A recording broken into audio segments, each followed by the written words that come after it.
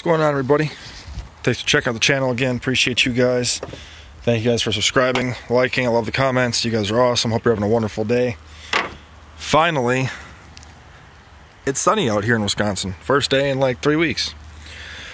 Updating the headers. I did these last night on this side at least. Driver's side. Wanted to make this clear. If you use these Flowtech headers, you gotta take the front drive shaft and move it down out of the way or take it out.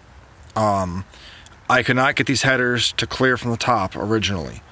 I went from the bottom, took the drive shaft out.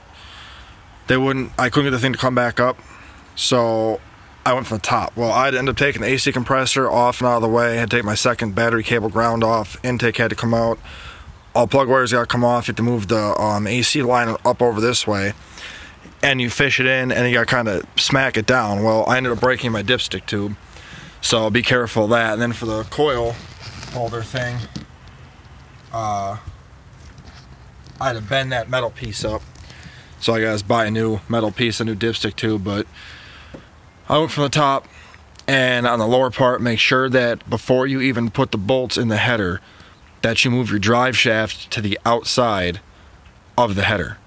Because if you have the drive shaft moved on the inside of the header and you bolt it up, you cannot get the drive shaft to go back over unless you take it out all the way.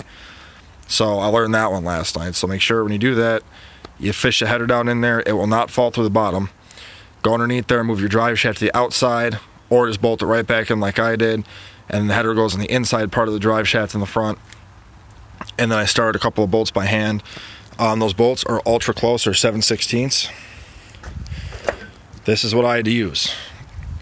This is a snap-on long handle 1/4" drive ratchet with about a 3.5, 4-inch extension and a Blue Point 7/16 chrome 1/4" drive socket.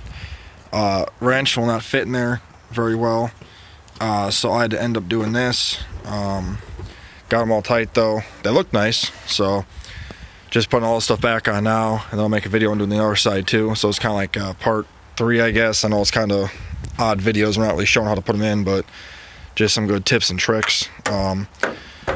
Yeah, so thank you guys for liking, subscribing, sharing. Appreciate it. Appreciate you guys. Hope you have a wonderful day. We'll talk to you guys later. Bye.